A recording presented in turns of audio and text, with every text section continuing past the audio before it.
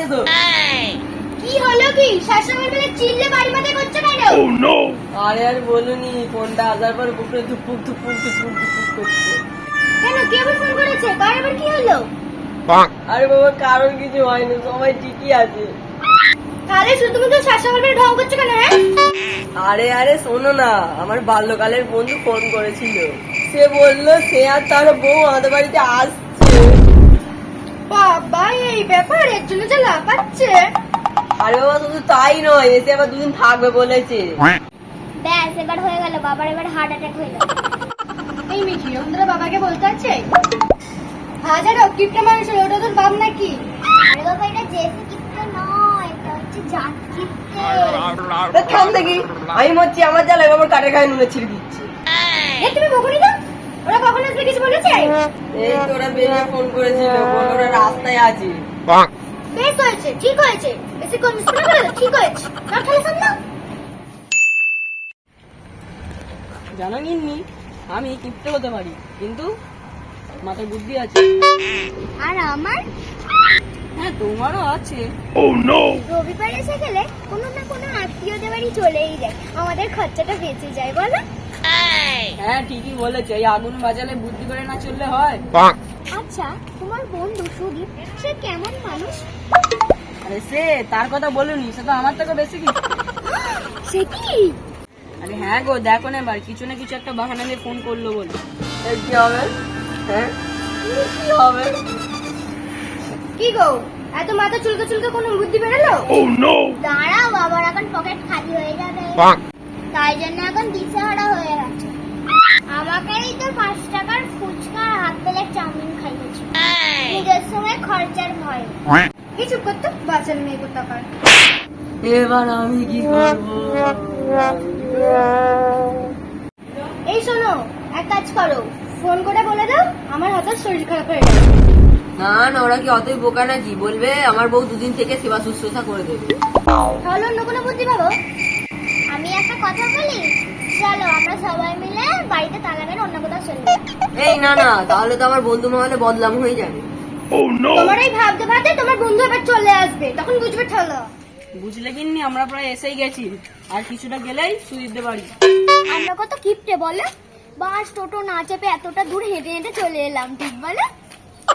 কিন্নি আমরা প্রায় এসেই গেছি, আর একটু গেলেই সুদিতে বাড়ি।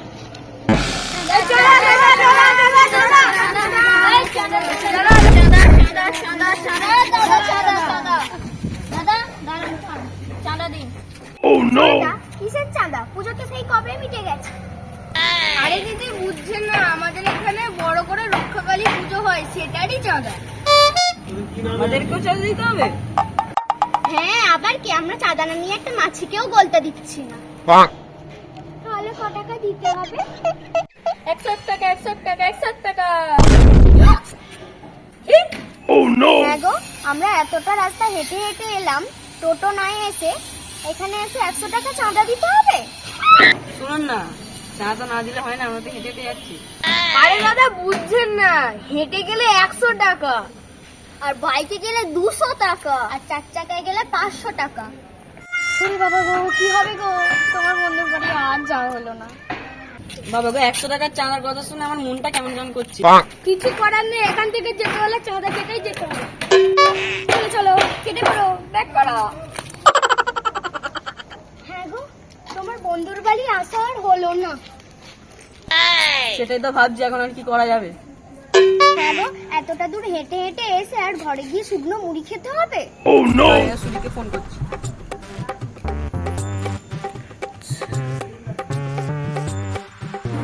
হ্যাঁ রে বল। হ্যালো সুদীপ, তোদের এখানে একটা দল রক্ষাকালী পুজোর চাঁদা চাইছে 100 টাকা, কি করবো? হ্যাঁ চাঁদা চাইছে? আরে আরো 2 দল চাইবে। কি আরো 2টো? হ্যাঁ হ্যাঁ হ্যাঁ হ্যাঁ হ্যাঁ হ্যাঁ। বলিস কি রে? তাহলে আজ আর তোর বাড়ি আর যাওয়া হবে না। কি করে?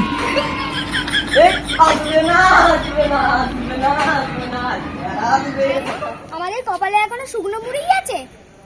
দাঁড়াও দাঁড়াও, আমার একটা রাস্তার কথা মনে পড়েছে। রাস্তায় একটু জঙ্গল জঙ্গল আছে, চলে যাওয়া যাবে। তাহলে চলো চলো চলো, আর দেরি করে কোনো লাভ নেই। কি হলো, আমরা রাখছি না? বিটি ওরা আসবে না রে, আমার 7 টাকা বেঁচে গেল রে, ওরা আর আসবে না বিটি, ওরা আর আসবে না। বাবা, তুমি এমন নাচছো কেন? বিশ্বকাপ জিতেছো। দেখিস তোর বাবার আনন্দ না নিরানন্দ হয়ে যায়। আরে সুদীপ, আমরা আসবো বলে আনন্দে নাচছি নাকি?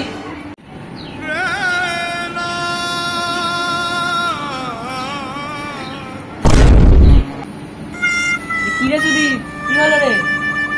জানেন দিদি, কেউ আমাদের যদি নেমন্তন্ন করে তাদের নিমন্ত্রণে আমরা রাখি, তা যত কষ্টই হোক। হ্যাঁ বুঝলাম, চল এবার বাড়ি।